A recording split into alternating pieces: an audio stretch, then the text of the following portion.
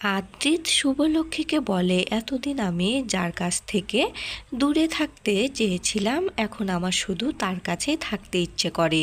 তার দু চোখের দিকে তাকিয়ে জীবনটা পার করতে ইচ্ছে করে। তারপর আদ্রিত আর শুভলক্ষ্মী দুজন দুজনার কাছাকাছি আসে। ঠিক সে মুহূর্তে মোহনা ফোন করে। মোহনা ফোন করলে শুভলক্ষ্মী মনে মনে বলে, মোহনা এত রাতে ফোন করলো, আর আদ্রিতকেও তো বারণ করতে পারবো না ফোনটা না ধরার জন্য। আদ্রিত ফোনটা ধরলে মোহনা বলে, আদ্রিত তুমি এত বড় ডিসিশন কি করে নিলে আমাকে না জানিয়ে? আর তোমার স্মৃতি ফেরানোর জন্য ওই রয় পরিবার এত তাড়াহুড়া করছে কেন? এতে তো তোমার ক্ষতি হতে পারে। তখন আদ্রিত বলে, আমার পারমিশনেই সবাই আমার সাথে আছে এবং আমার স্মৃতি ফেরানোর চেষ্টা করছে। আর আমরা কালকেই কলকাতা যাব, তুমি কোনো চিন্তা করো না। এই বলে আদ্রিত ফোনটা কেটে দিলে মোহনা বলে, আদ্রিত আমার মুখের উপর ফোনটা কেটে দিল। আর আদ্রিত কাল কলকাতা যাবে এ খবরটা আমাকে কেউ দিল না। আমি কি ওদের কাছে এতটাই ফ্যান না?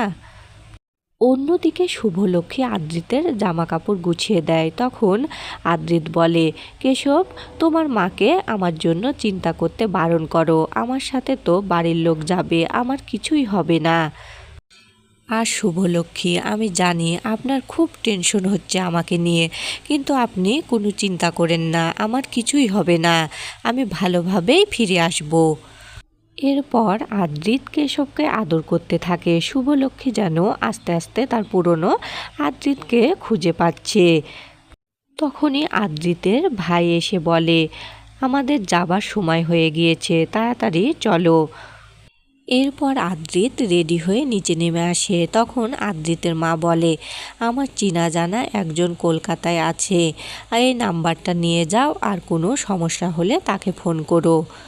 কিছুতেই আদ্রিতকে ছাড়তে কারো মন সায় দিচ্ছে না, কিন্তু আদ্রিতের স্মৃতি ফেরানোর জন্য এমনটা করতে হচ্ছে।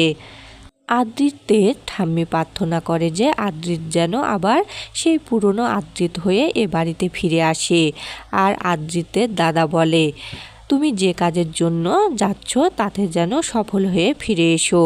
আদ্রিত একে একে সবার কাছে বিদায় নিয়ে এবার শুভলক্ষ্মীর কাছে আসে। আজ শুভলক্ষ্মীকে বলে, আমার স্মৃতি ফেরানোর জন্য আমি সব রকম চেষ্টা করব, আর আমি এ বাড়িতে যখন ফিরে আসব তখন আপনার পুরনো আদ্রিত হয়েই ফিরে আসব, আপনি কোনো চিন্তা করেন না। এরপর আদ্রিত চলে গেলে শুভলক্ষ্মী একদম নিশ্চুপ হয়ে উপরে চলে যায়। তখন আদ্রিতের মা বলে যে আদ্রিতের জন্য আমাদের এতটা কষ্ট হচ্ছে, আর শুভলক্ষ্মীর না জানি কি হচ্ছে। অন্যদিকে মোহনাও রেডি হয়ে যায় আদ্রিতের কাছে যাওয়ার জন্য। মোহনার ভাই বলে, এতদিন আমরা যেটা পারিনি, আজকে তুই যেহেতু নিজেই ইচ্ছে করে ওই কলকাতা যেতে চাইছিস, তখন যা, নিশ্চয় তুই ভেবেচিন্তেই সিদ্ধান্তটা নিয়েছিস। কিন্তু মোহনার ভাইয়ের মনে সন্দেহ জাগে যে এতদিন তারা যেটা করতে পারেনি, আজকে মোহনা একা একাই কলকাতা যাওয়ার ডিসিশন নিল। আর মোহনা বলে, আমাকে ক্ষমা করিস দাদা ভাই, আমি তোকে মিথ্যা বললাম, কারণ আমাকে আদ্রিতের কাছে যেতে হবে, ওর স্মৃতি কিছুতেই ফিরতে দেয়া যাবে না। অন্যদিকে শুভলক্ষ্মীও কলকাতার উদ্দেশ্যে ব্যাগপত্র গুছিয়ে নেয়। আর নিচে নেমে আসলে সবাই বলে, তোর হঠাৎ কি হলো, তোর কি মাথা খারাপ হয়ে গিয়েছে যে তুইও কলকাতায় যাবি? তখন শুভলক্ষ্মী বলে, মা তুমি কোনো চিন্তা করো না, এরপর যখন আমি কলকাতা থেকে ফিরে আসব তখন সেই তোমার পুরনো আদ্রিতকে নিয়েই ফিরে আসব, আমি তোমাকে কথা দিলাম। আর যেখানে গিয়ে আদ্রিত একবার হারিয়ে গিয়েছিল, সেখানে আদ্রিতকে আমি কিছুতে একা ছাড়তে পারবো না। শুভলক্ষ্মীর এমন কথা শুনে সবাই শুভলক্ষ্মীকে যেতে আর নিষেধ করে না। এরপর মোহনা আর শুভলক্ষ্মী কলকাতার উদ্দেশ্যে নিজ নিজ একা একাই রওনা দেয়। অন্যদিকে কলকাতায় পৌঁছে আদ্রিতকে সেই হোটেলে নিয়ে যাওয়া হয় যে হোটেলে আদ্রিত এর আগে উঠেছিল, এবং একজন ডাক্তারকেও সঙ্গে নিয়ে আসা হয়।